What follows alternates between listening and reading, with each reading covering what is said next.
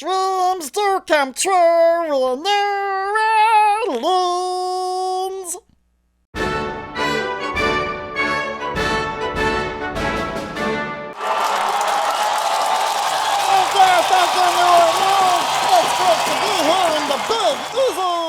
Now you can call it New Orleans, just don't say Nyland unless you're actually from the area. Too many tourists do it, and they sound like idiots. Or you can just call it Nola, not to be confused with Nyla, which is the restaurant that Britney Spears created that went under pretty quickly. Speaking of restaurants, you know why I'm here in New Orleans? Cajun food! New Orleans takes the best of French cuisine, spicy Caribbean, Jamaican jerk, and good old Southern cooking and smashes it all into the world's tastiest cluster.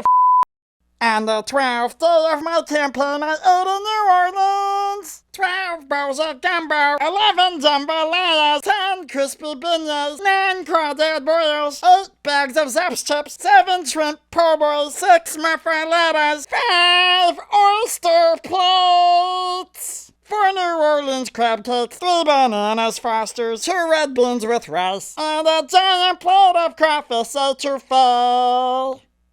All you tourists are gonna walk away feeling like a total fatty, and that's okay. But that's not all. New Orleans also has an amazing drinking scene. Take your drink to go in a plastic cup and drink it on the streets. No glass bottles, stupid tourists. And bars can legally be open 24 hours a day?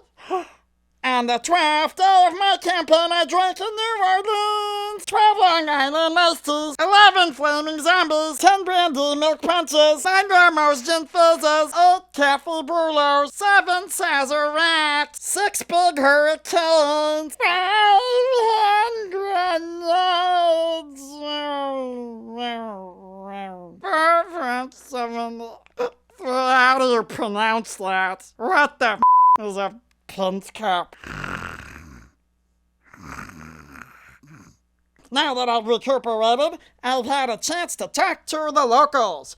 Everybody kept trying to tell me that for $20 they can tell me where I got my shoes. You stupid humans, I'm a sea otter. I don't wear shoes. Besides the people trying to scam you, these folks are absolutely wonderful. They might even call you nicknames such as Baby, Darling, Honey, and Sugar. It's a big city with many skyscrapers, but the French Quarter is really where it's at. When tourists are not drinking themselves into the hospital, it's a great place to relax during the day and watch time go by. New Orleans is called the Big Easy for a reason. Everyone takes their sweet time. The U.S. government is never in a hurry to do anything anyways, so this place is perfect for politicians, except for I will be one step ahead of everybody because I have taken the time to learn some of the famous French phrases around here, such as mais cher, ça c'est bon, and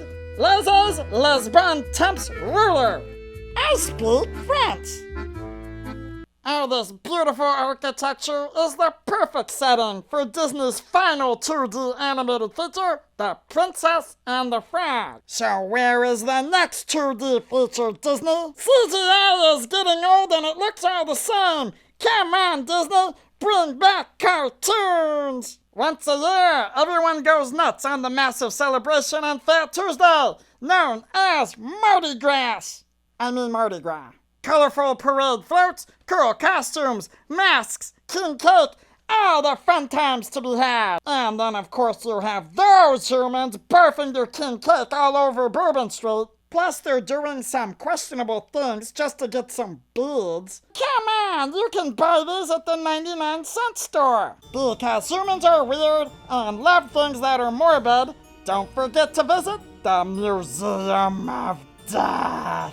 Don't you find it creepy enough that the graves already have to be above ground so they don't sink into the swamp? Between serial killer memorabilia, learning about cannibalism, and visiting the grave of Britney Spears' restaurant, it just sounds like the holy grail for you humans obsessed with true crime podcasts. Maybe one day in the near future, we will see these exhibits.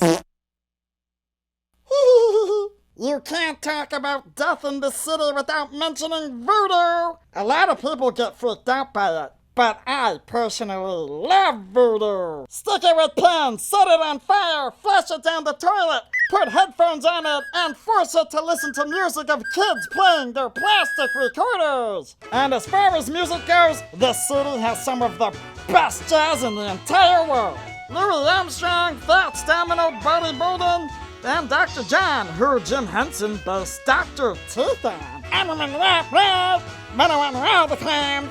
And my personal favorite, Irma Thomas, the soul queen of New Orleans.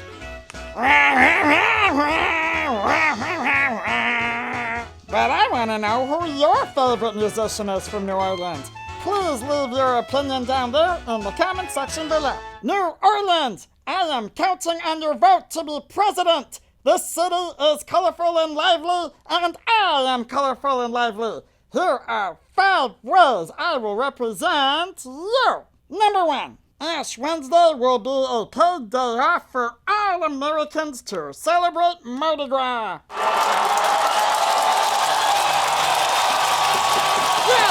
Yes, with all the partying that you Americans do on Mardi Gras, you need a day to recover! There's no need to worry about rushing to work after waking up next to that ugly stranger with your hair crusted in your own puke. You will have time to go home and cry in the mirror before going to church that evening and asking Jesus for forgiveness. Number 2, colorful Congress attire days. Now, don't get me wrong, I look spiffy in this suit. But sometimes Congress is full of people with something up their butts. Well, I mean I do because I'm a puppet, but that's beside the point. New Orleans has colorful people, and they are laid back and fun. Maybe if everyone in Congress could be colorful and fun for a day, they would forget about having to have so much power and actually be able to do things in a relaxed, civilized manner while drinking hurricanes. Number 3, voodoo dolls of politicians will be available through the White House website. I'll personally hire a team of witch doctors to make voodoo dolls and curse the politician of your choice. After it's mailed to you, then you can do whatever you want and watch as stupid politicians all over the country start acting crazy on national TV. Hello, my name is Johnny McDouche, and I say that all poor people should be hurled into the sun. I've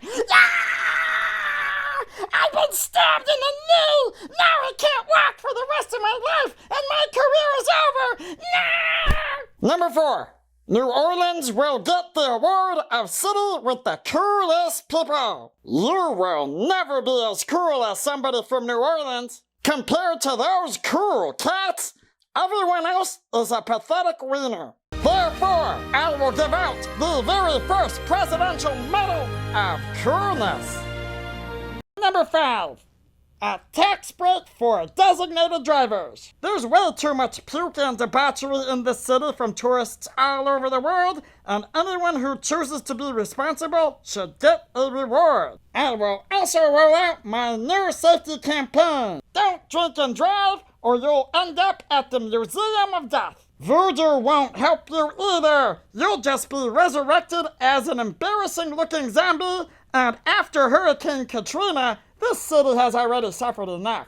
Merci, merci. Thank you so much, New Orleans. Now don't forget to go out to the polls and vote for me for President 2024. It's okay. You can wear a mask when you go vote. Just say you're being festive. This election will be spicier than the city's best jambalaya. Grab a Sazerac, sit by the river, and enjoy watching the day go by. And subscribe to my campaign. Lots more cities to come on the tour. Au revoir, New Orleans.